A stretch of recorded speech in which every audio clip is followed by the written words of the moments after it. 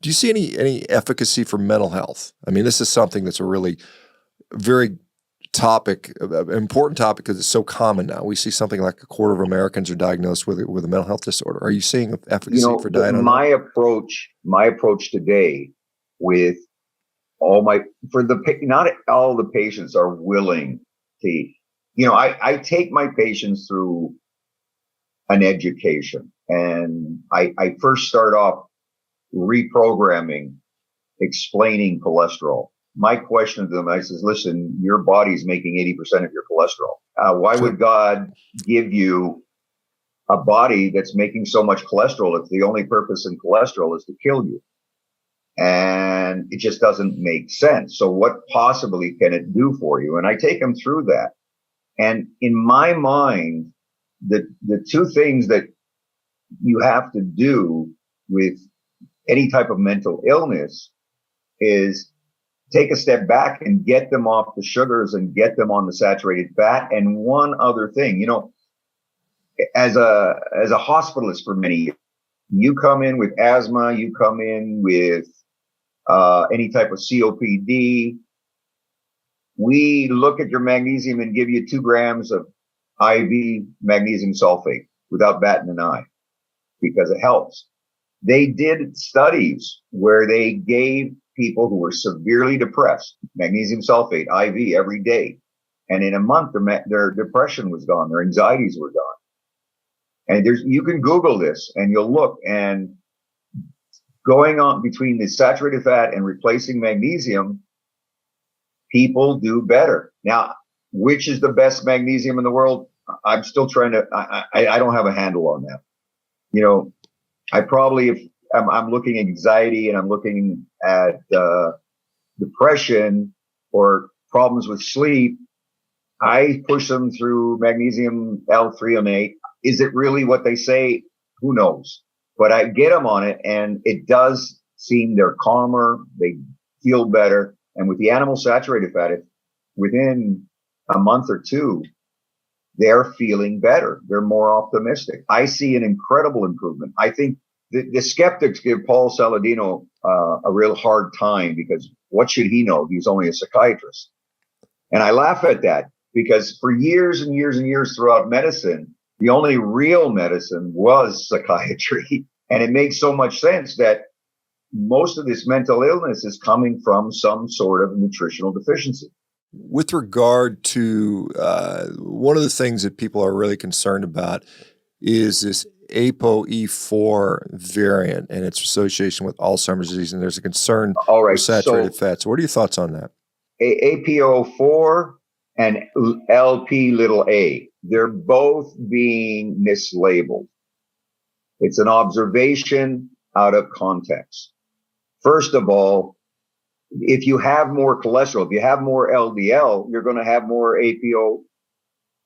And the same thing, LPA, you've got the studies out there say it's not an acute phase reactant, but it is an acute phase reactant. And in fact, God forbid you do have some sort of infection or heart attack or some sort of episode trauma, about day 9, 10, or 11, the LPA(a) goes up. It's part of the healing process. If you don't have cholesterol, if you have low cholesterol, if you have a low total cholesterol, a low LDL, your all-cause mortality is higher. That's the health heart, oxymoron. How come people who have low cholesterol are still dying of cardiac disease?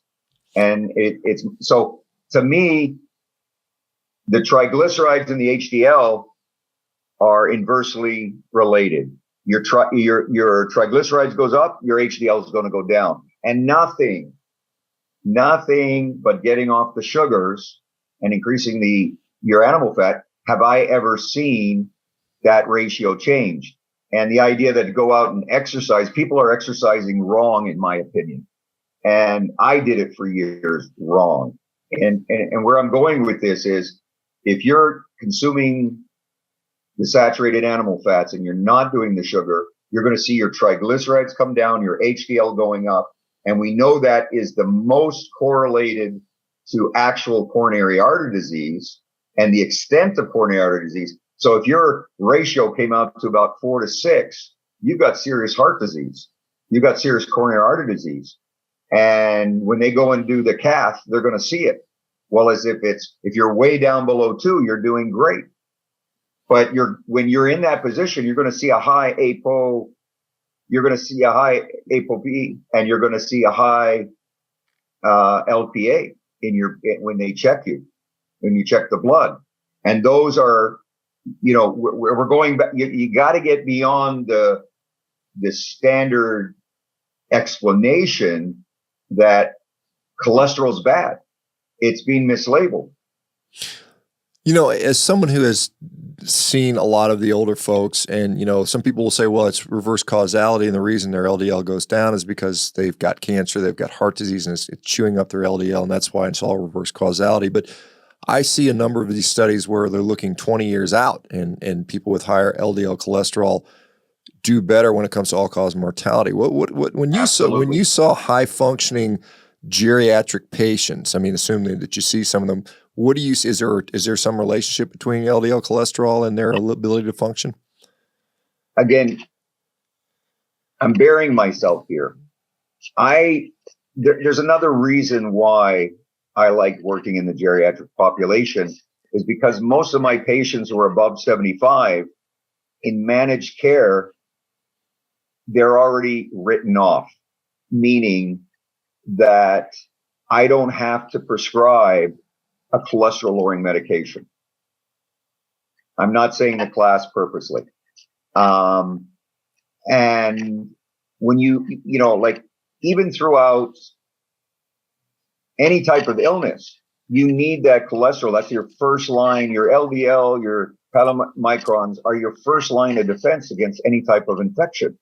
And if you don't have them and they're really low, you can't fight. You're like, it's like you're fighting with your hands behind your back. So the ones that did the best were lean and active physically, and pretty much were not big eaters. The ones that were the healthiest. My 105, I ask them all the time, why do you come see me? You got nothing wrong. You got nothing. Your blood pressure is better than everybody in here. Your cholesterol, it's a little high, but we're not going to put you on anything for that. And he had zero health problems. 105, mentating beautifully, played tennis every morning, just phenomenal. So my answer is we're dictated.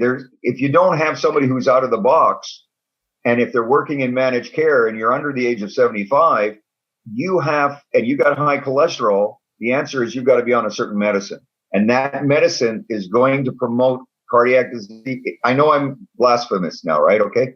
But you're not going to reverse coronary artery disease. And your all-cause mortality is probably higher. You're more like, how many times have I put an elderly patient who wanted it because their cardiologist told them, put them on a certain medicine, and they started having mental issues? It happens more than people realize. And the answer is, we don't look at the medicine, we blame it on it's the age of the patient, and it's just supposed to happen.